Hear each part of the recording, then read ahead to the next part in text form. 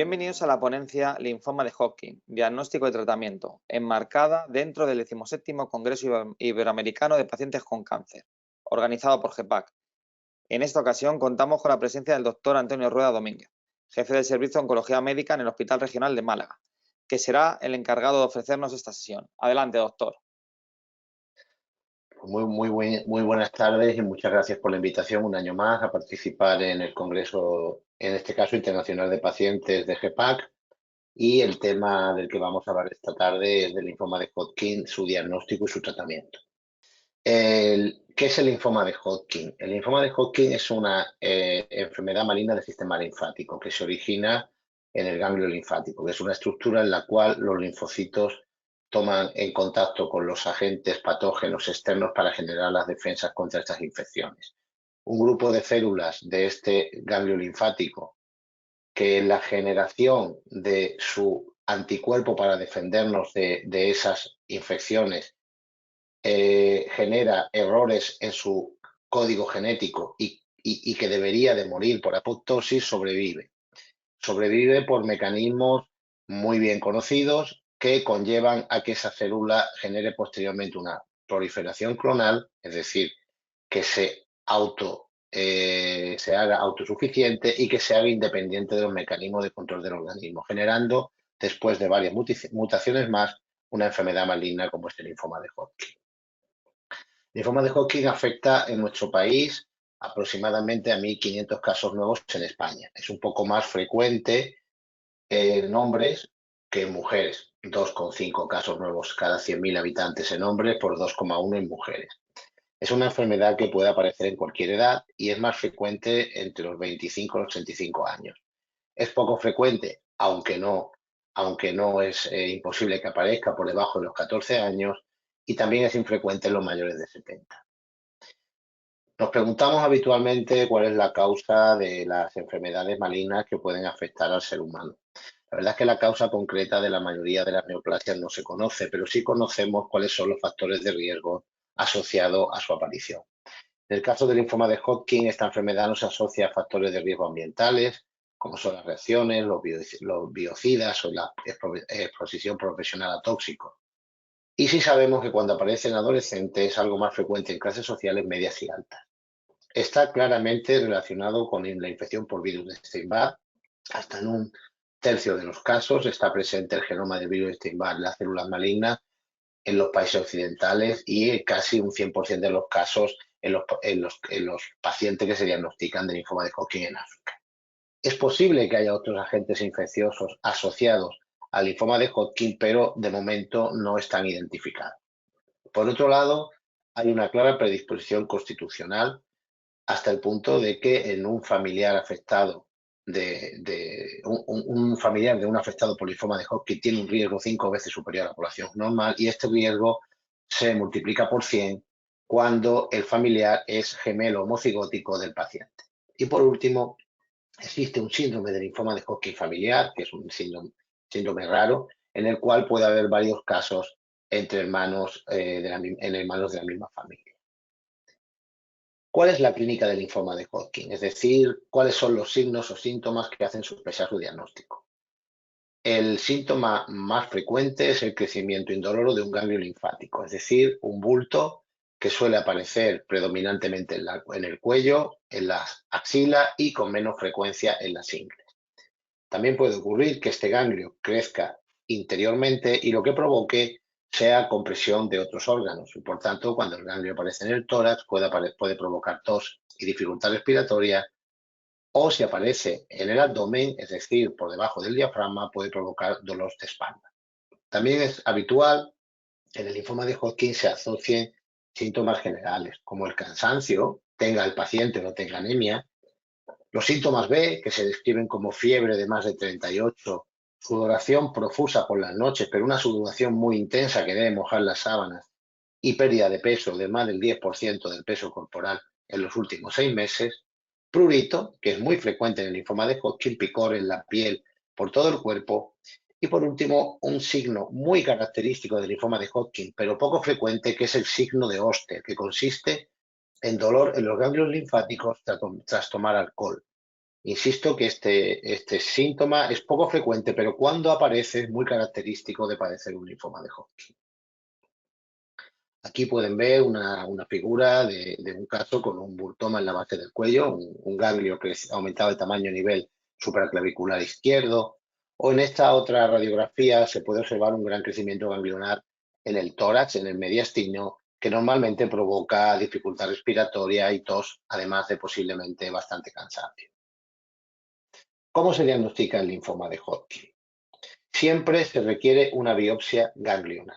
Esta biopsia puede ser aconsejablemente del ganglio entero, una adenectomía, es decir, el cirujano extirpa el ganglio entero para que el patólogo lo pueda estudiar a microscopio, pero también en circunstancias especiales nos valen otras biopsias más pequeñas, como la biopsia en cuña de un ganglio, la biopsia mediante una punción con aguja gruesa, cosa que se realiza cuando el ganglio aparece en una zona poco accesible, como el centro del tórax o la parte posterior del abdomen.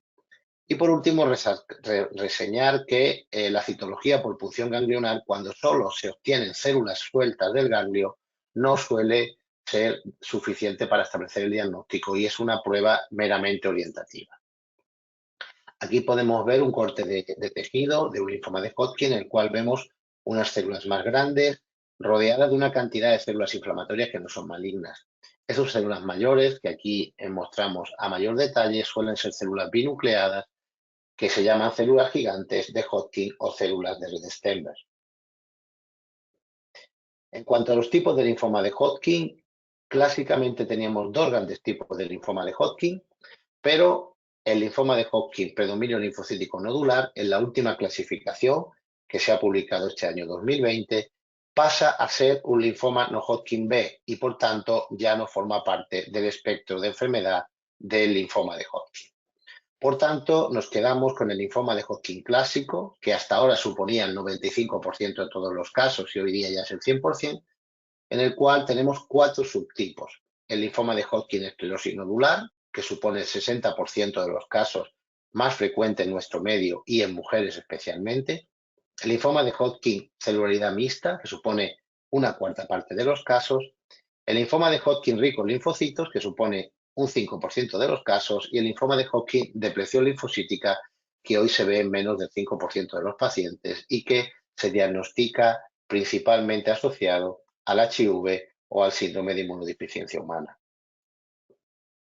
Una vez que tenemos el diagnóstico, después de haber estudiado el ganglio linfático extraído por el cirujano, el objetivo siguiente es establecer la extensión de la enfermedad y conocer cómo está el paciente para soportar el tratamiento. Por tanto, los objetivos del estudio de estadificación serán determinar la extensión de la enfermedad en los ganglios linfáticos y en órganos no ganglionares, como la médula ósea, el hígado, el pulmón y el hueso. Evaluar los órganos como pulmones, corazón y la médula ósea, que van a ser fundamentales para tolerar los efectos adversos del tratamiento que vamos a aplicar para curar el linfoma. Y por último, evaluar los sistemas encargados de eliminar los metabolitos de la quimioterapia, como el hígado, el riñón y el estado nutricional del paciente. Aquí pueden ver un estudio radiológico de extensión de un linfoma de Hodgkin, en el cual vemos una lesión a nivel de mediastino y en la figura de abajo se aprecia un bazo ligeramente incrementado de tamaño. Si realizamos un PET en la estadificación, una tomografía por posición de positrones, podemos ver cómo el ganglio mediastínico capta intensamente glucosa radioactiva y el bazo también capta mucho más que el hígado la glucosa radioactiva y por tanto ambos dos están afectados por la enfermedad. Una vez que hemos terminado la estadificación, que suele consistir en una exploración física, la realización de un TAC y un PEC-TAC, analíticas generalizadas, pruebas de función respiratoria y pruebas de función cardíaca, podemos establecer el estadio o la etapa del linfoma de Hodgkin. El estadio 1 es el estadio más temprano y es cuando hay afectada solo una área ganglionar por encima del diafragma. El estadio 2 consiste en la afectación de dos o más áreas ganglionares por encima o por debajo del diafragma. En el caso del estadio 3 tenemos afectación ganglionar por encima y por debajo del diafragma, como se observa en la figura, tanto en la axila derecha como en la ingle izquierda. Y en el estadio 4, además de afectación ganglionar, hay afectación de órganos no ganglionares, como puede ser el hueso, el hígado, el pulmón o la médula ósea. En este caso nos encontramos ante un estadio 4, que es el más avanzado. Pero para diseñar el mejor tratamiento para cada paciente, agrupamos estos estadios en 3 grupos pronósticos importantes. Lo que llamamos estadios iniciales, que suponen un 25%, una cuarta parte de todos los casos, que son los estadios 1 y 2 sin factores de riesgo. Estadios intermedios, también llamados estadios iniciales de mal pronóstico, que suponen casi la mitad de los pacientes, un 45%, y que son pacientes con estadio 1 o 2, pero con al menos uno de los siguientes 4 factores de riesgo. Una masa ganglionar mayor de 10 centímetros, afectación extraganglionar por extensión directa, por ejemplo, que un ganglio mediastínico o del tórax estuviese invadiendo el pulmón, la presencia de síntomas B o una velocidad de sedimentación globular elevada, que es una analítica concreta para linfoma de Hodgkin, o que hubiera más de 2 áreas ganglionares afectadas. Con uno solo de estos factores consideramos que tenemos un estadio intermedio. Por último, los estadios avanzados, que suponen un 30% de todos los casos, son los estadios 3 y los estadios 4. ¿Cuál es el objetivo del tratamiento de linfoma de Hodgkin? El objetivo fundamental del tratamiento de linfoma de Hodgkin es que el paciente enfermo iguale su probabilidad de supervivencia y su calidad de vida con la de la población sana de su misma edad y sexo. Tenemos que tener en cuenta que el linfoma de Hodgkin es una enfermedad altamente curable, incluso en caso de recaída. Y esto es muy importante a la hora de plantear el tratamiento. La principal causa de muerte en los pacientes con linfoma de Hodgkin no es el propio linfoma, sino que son las complicaciones del tratamiento y las enfermedades intercurrentes. Menos del 45% de todos los pacientes con linfoma de Hodgkin que fallecen lo hacen directamente por progresión del linfoma.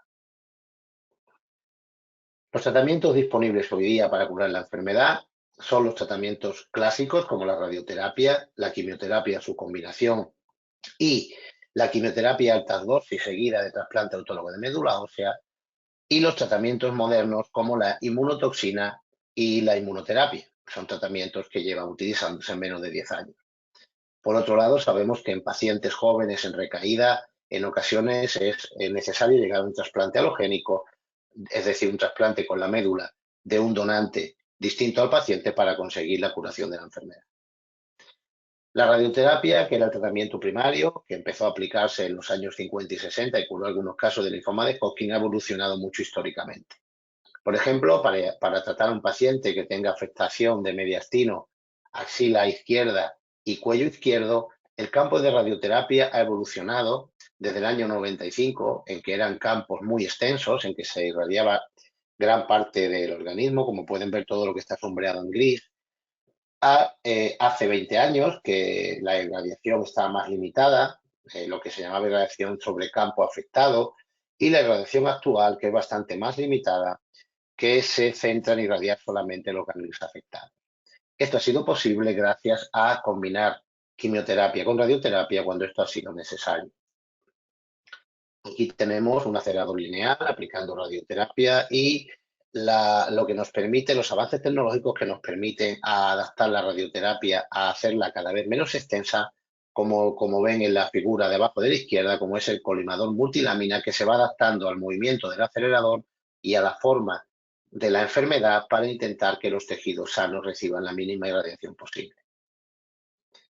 La piedra angular del tratamiento del linfoma de Hodgkin sigue siendo la quimioterapia. La quimioterapia, como saben, actúa rompiendo la doble hélice de ADN y provocando esta ruptura, la muerte celular de las células malignas.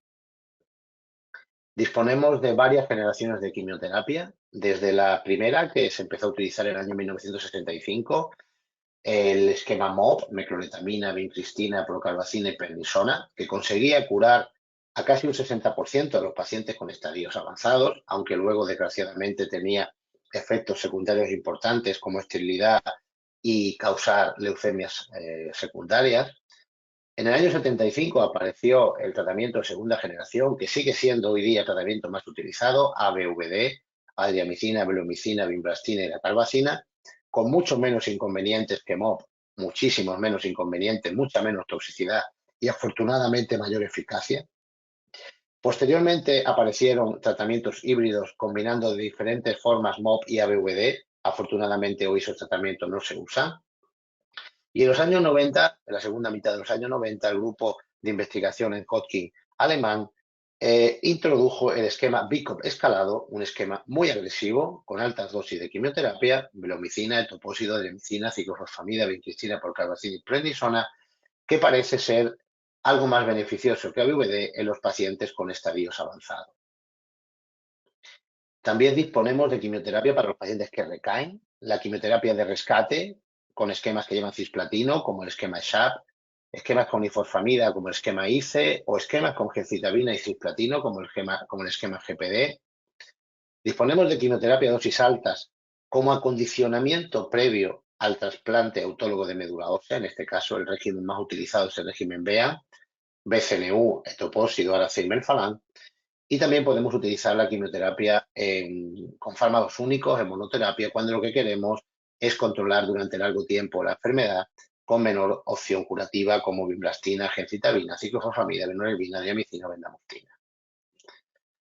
El trasplante autólogo de médula ósea se realiza según el siguiente procedimiento. Primero se aplica un tratamiento al paciente para hacer que el linfoma remita. Una vez que el linfoma ha remitido, se obtienen células madres sanguíneas de la sangre periférica a través de un procedimiento que se llama aféresis, que es algo parecido a una transfusión de sangre. Esa sangre, esas células madres se congelan y se criopreservan. Posteriormente, el paciente recibe una dosis alta de quimioterapia con el esquema que acabamos de combinar, con el esquema BEAN que hemos comentado hace un momento. Y para que el paciente se recupere rápidamente de esa alta dosis de quimioterapia, se le vuelven a infundir las células madres que se le habían recogido previamente una vez que sean descongeladas siguiendo un procedimiento específico. Entre los nuevos tratamientos hay que destacar las inmunotoxinas, en este caso brentuximab vedotina. Brentuximab vedotina es un anticuerpo monoclonal anti-CD30, es decir, contra una molécula de la membrana de la pared del linfocito B maligno, de la célula de Redi-Steinberg, que lleva asociado una toxina muy citotóxica para la célula maligna. Cuando el anticuerpo se une a CD30 en la membrana celular, es endocitada, es decir, es tragada por la célula maligna y el anticuerpo libera dentro de la célula maligna la toxina y esto hace que muera la célula maligna. Otro gran avance ha sido la inmunoterapia con fármacos con anticuerpos monoclonales anti-PD1, que es la molécula que muchas veces hace que la célula tumoral sea capaz de inhibir la función de los linfocitos T citotóxicos que deben acabar con la vida de la célula maligna. Lo que hace este anticuerpo monoclonal es bloquear esa defensa de la célula maligna de forma que el linfocito T que estaba inhibido, el linfocito CD8, actúe contra la célula maligna y acabe con ella. El linfoma de Hodgkin es especialmente sensible a esos tratamientos porque su célula maligna, la célula de Hodgkin-Redi-Steinberg, produce gran cantidad de proteínas inhibidoras de los linfocitos T citotóxicos. Y esto lo hace, a diferencia de otras neoplasias, de una forma constitucional, es decir, lo hace independientemente de que hayamos aplicado el tratamiento previamente o no. No lo hace como un mecanismo de resistencia adquirida, sino como un mecanismo de resistencia primaria. Aquí pueden ver una paciente tratada con un anticuerpo monoclonal anti-PD1. Como pueden ver en las dos figuras de abajo, la afectación que tiene a nivel pulmonar y ganglionar media clínica, como brillan en el PET, y en la figura de arriba, 8 semanas después, de un tratamiento con inmunoterapia, cómo existe una remisión de la enfermedad. Bien, el tratamiento de primera línea que se utiliza hoy en el linfoma de Hodgkin clásico es un tratamiento adaptado a los resultados de un PET-TAC realizado a las 7-8 semanas de inicio de tratamiento. Y esto se hace para reducir la toxicidad del tratamiento y, por tanto, mejorar la calidad de vida futura de nuestros pacientes. Cuando hacemos un PET-TAC después de 7-8 semanas del inicio del tratamiento, lo valoramos según los criterios de Deauville, que como ven, son de 1 a 5 puntos. El paciente con una respuesta de Deauville tipo 1, que está actualmente marcado en verde, si pueden ver abajo, es el caso en el que todas las captaciones del PET han desaparecido después del tratamiento.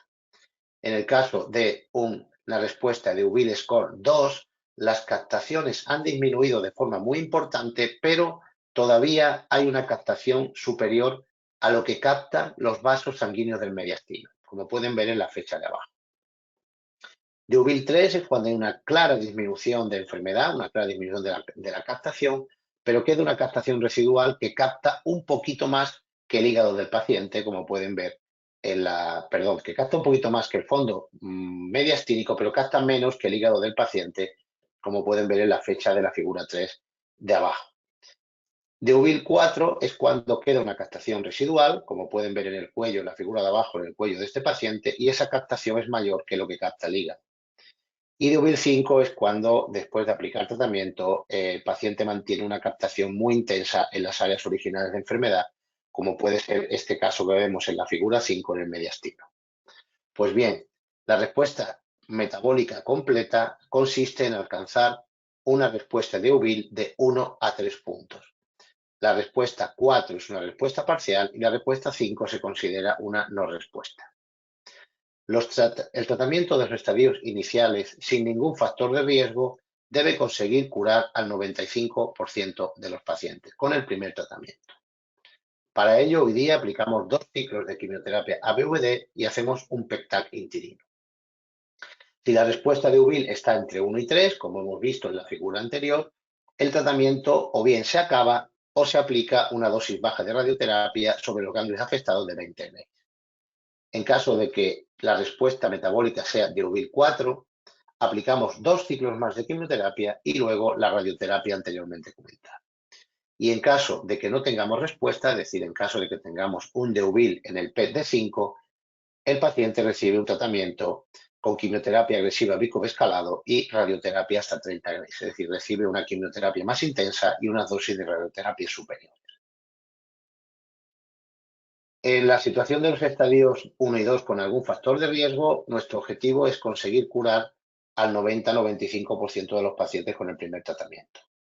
En este caso empezamos igual que antes, aplicamos 2 ciclos de ABVD, hacemos el PECTAC interino. Si se consigue una respuesta metabólica completa, es decir, un DEUBIL 1 a 3, terminamos con 4 ciclos más de ABVD. Si lo que conseguimos es una respuesta metabólica parcial, es decir, un DEUBIL 4, además de aplicar 4 ciclos más de ABVD, es obligatorio hacer radioterapia sobre campo afectado 30 Grays y en caso de no respuesta de un DEUBIL 5, el estándar es la aplicación de bicovescalado 4 ciclos y radioterapia campo afectado 30 Grays. En los estadios avanzados, estadios 3 y 4, podemos curar con el primer tratamiento entre un 80 y un 85% de los pacientes. Y aquí tenemos 2 estrategias diferentes moduladas por el PET. Podemos empezar por la quimioterapia menos agresiva, ABVD, 2 ciclos, hacemos el PET. Si el paciente tiene una respuesta metabólica completa, es decir, un DEUBIL 1 a 3, le aplicamos 4 ciclos más de AVD, es decir, en este caso, quitamos la velomicina para disminuir la toxicidad. Si no tiene una respuesta metabólica completa, el tratamiento se acaba con 4 ciclos de BICOP escalado. Pero en otros países, fundamentalmente en Centro Europa, Alemania y algunos países de Centro Europa, se prefiere empezar el tratamiento con el esquema más agresivo, BICOP escalado, 2 ciclos y luego desescalar el tratamiento. Después de 2 ciclos de BICOP escalado se hace el PET y si el PET tiene una respuesta metabólica completa, podemos o bien terminar con AVD, es decir, sin BICOP, con un tratamiento menos agresivo, 4 ciclos, o bien con solo 2 ciclos más de BICOP escalado. Si la respuesta metabólica es parcial o no hay respuesta, terminaremos el tratamiento con 4 ciclos más de BICOP escalado. En el caso de la enfermedad avanzada, solo se administra radioterapia después de la quimioterapia si persiste captación en el PET-TAC realizado entre 4 y 6 semanas después de la finalización del tratamiento quimioterápico. Hemos comentado que el linfoma de Hodgkin predominio linfocítico ya no pertenece al espectro de esta enfermedad, pero sí que es importante que comentemos que es una enfermedad menos agresiva y que se trata en los estadios iniciales que supone más de 2 tercios de los casos con radioterapia sobre el afectado. Y cuando la enfermedad está avanzada, se trata igual que el linfoma de Hodgkin clásico. ¿Qué ocurre en los pocos casos, pero que existen, en los que el paciente recae tras el tratamiento primario? Pues bien, aquí va a depender fundamentalmente de su pronóstico, el tratamiento a recibir. Y el factor pronóstico más importante es el tiempo que ha pasado desde el tratamiento primario hasta la recaída.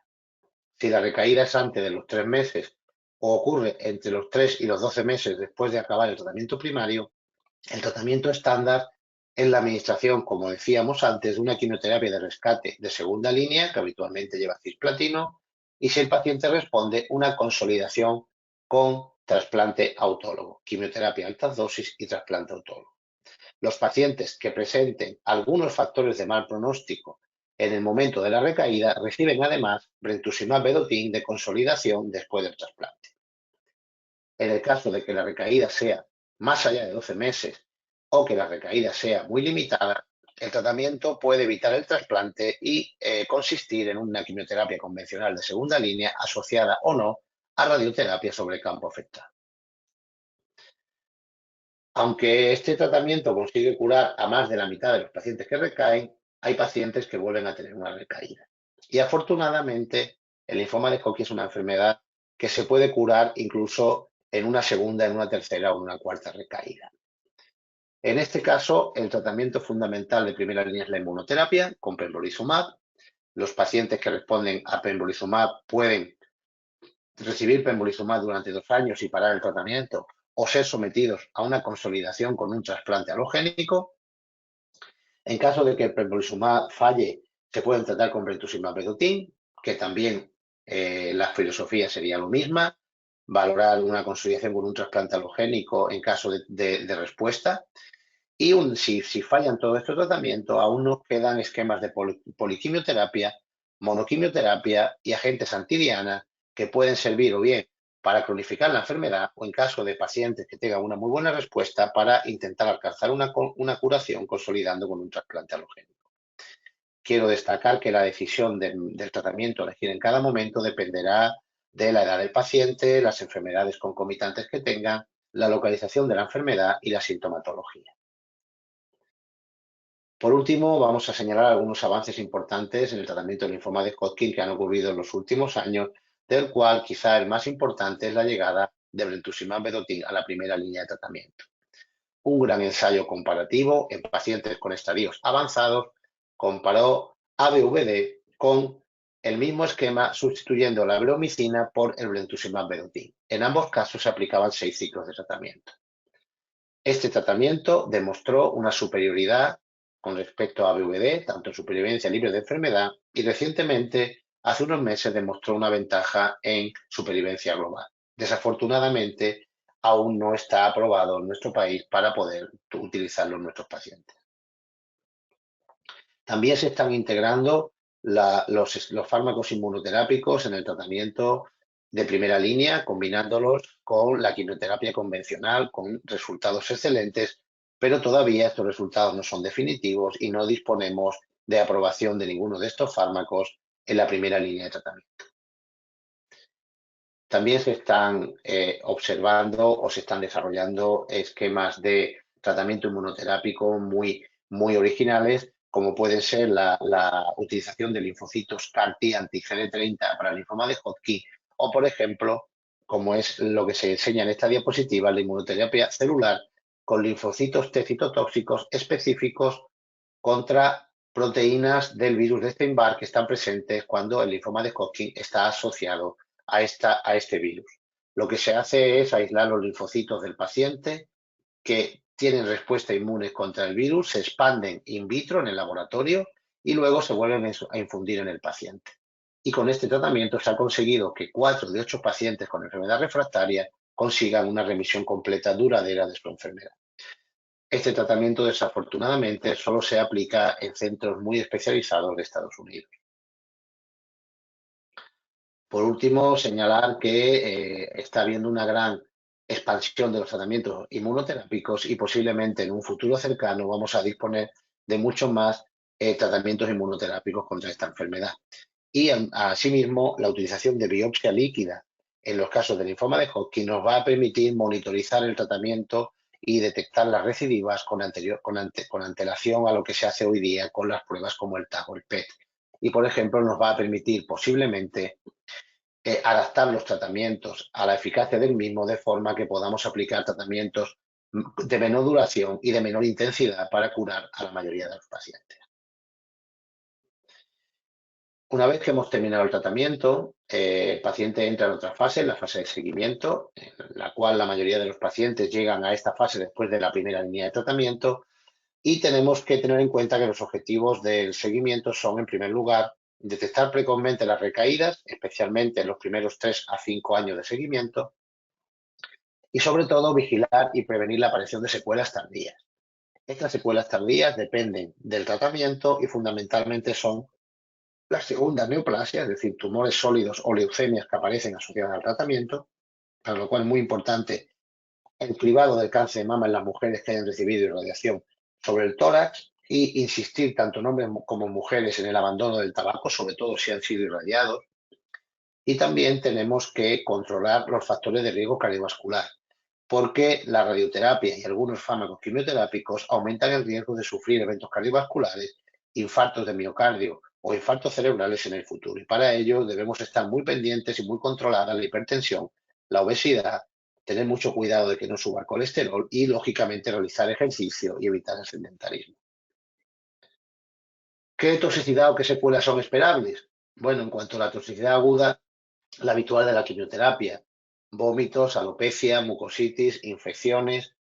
En cuanto a específicas del linfoma de Hodgkin por su tratamiento, pues puede haber dermografismo, que son marcas que se quedan si el paciente rasca la piel después de haber recibido bleomicina en las primeras 48 horas. Muy importante que el paciente que recibe bleomicina sea muy prudente a la hora de rascarse la piel. Hay fármacos como la vinblastina, la adriamicina, que se pueden salir de la vena y entrar en los tejidos blandos del brazo y provocar efectos secundarios sobre esos tejidos blandos, y por tanto hay que estar muy pendientes de que si cuando el medicamento está pasando por la vía venosa y se nota alguna molestia, avisar rápidamente a enfermería. Y nuevamente también la bleomicina puede provocar una toxicidad pulmonar grave e inesperada que tiene tratamiento, pero que si no consultamos con rapidez puede ser un evento incluso mortal. En cuanto a la radioterapia, los efectos secundarios habituales como la astenia, la dermitis, la esofagitis o la neumonitis, recordando que la radioterapia es la principal causa de las segundas neoplasias sólidas después del tratamiento y que suelen aparecer a partir de los 15 años después de acabar el tratamiento. En cuanto a secuelas, pues algunas quimioterapias producen esterilidad y si administramos radioterapia sobre la pelvis también podemos tener esterilidad. La radioterapia sobre el cuello puede provocar hipotiroidismo, la radioterapia abdominal puede provocar diabetes. La quimio y la radioterapia pueden hacer que el sistema inmunológico durante un tiempo más o menos prolongado no funcione bien y que el paciente pueda tener cierto grado de inmunodeficiencia. Y hay una tendencia en el paciente curado de linfoma de Hodgkin a padecer ocasionalmente fatiga o cansancio crónico. También puede haber alteraciones psicológicas, inadaptaciones laborales y sociales en los pacientes que han sido curados de linfoma de Hodgkin. Pero los efectos secundarios tardíos más frecuentes, como acabamos de comentar, son, en primer lugar, la toxicidad cardiovascular, miocardiopatías y accidentes vasculares isquémicos. Hay que procurar utilizar esquemas de tratamiento que no provoquen estas alteraciones y, además, llevar hábitos de vida saludables para prevenirlas. Y, en segundo lugar, la aparición por el tratamiento de tumores sólidos o leucemias agudas. El paciente debe ser específicamente vigilado para que, en caso de aparecer alguna de estas complicaciones, se puedan detectar en una fase muy temprana de la enfermedad y podamos aplicar un tratamiento curativo. Esto es todo. Muchísimas gracias. Nuevamente quiero agradecer al Grupo GEPAC la invitación a participar nuevamente en su congreso. He tenido la suerte de poder participar en todas las ediciones, menos en una que por un problema personal no pude acudir, y para mí será un placer recibir todas las preguntas que puedan llegar en el futuro a través de mi correo electrónico o a través de los representantes de GEPAC. Muchas gracias. Muchísimas gracias por sus palabras, doctor. Con esto concluye la ponencia del linfoma de Hodgkin, diagnóstico y tratamiento. Agradecemos una vez más al doctor Roa Domínguez su colaboración, totalmente altruista y a los asistentes su interés. Muchísimas gracias a todos.